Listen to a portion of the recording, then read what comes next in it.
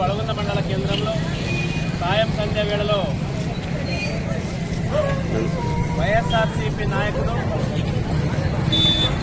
మాజీ మంత్రివర్యులైనటువంటి వైఎస్ఆర్సీపీ నాయకుడు అంబటి రాంబాబు గారు ఏ విధంగా తెలుగుదేశం పార్టీ మాజీ ముఖ్యమంత్రి వర్యుల్ని దూషించిన పదజాలం గురించి ఈరోజు రాష్ట్రం మొత్తం నిన్నటి నుంచి అట్టుడుతున్నటువంటి విషయం అందరికీ తెలిసినటువంటి విషయం.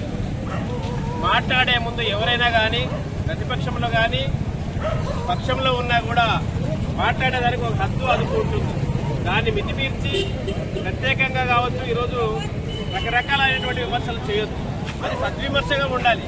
కానీ వ్యక్తిగత దూషణలు కావచ్చు, ప్రత్యేకంగా నీ కక్ష సాధింపుగా మాట్లాడటం సరికాదని ఈరోజు రాష్ట్రం మొత్తం అట్టుడుతున్నటువంటి విషయాన్ని ఈరోజు మీ దిక్కుబొమ్మను వ్యక్తం చేస్తున్నారంటే ఏ స్థాయికి దిగజారో మీరు అర్థం చేసుకోవాలని సందర్భంగా వాళ్ళని హెచ్చరిస్తూ ఉన్నాను.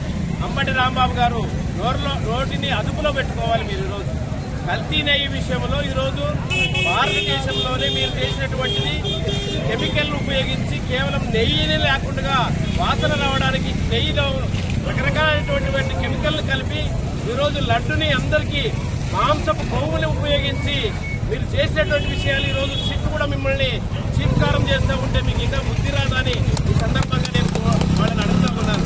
మీ నాయకుడు మాజీ ముఖ్యమంత్రి అయినటువంటి జగన్ చేసినటువంటి తప్పులు ఈరోజు ఇక్కడ ఉండలేక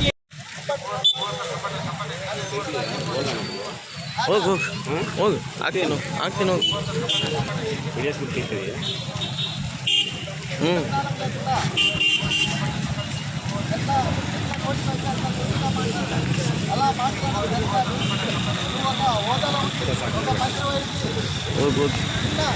వార్డు మెంబర్ కూడా అలాంటి మాటలు మాట్లాడారు.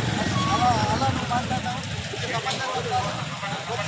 ఎప్పుడు కానీ మాట్లాడడం నోట్ చేద్దాం. ఇంకోసారి ఎవరైనా మంత్రులు కానీ ఎమ్మెల్యే కానీ మాట్లాడితే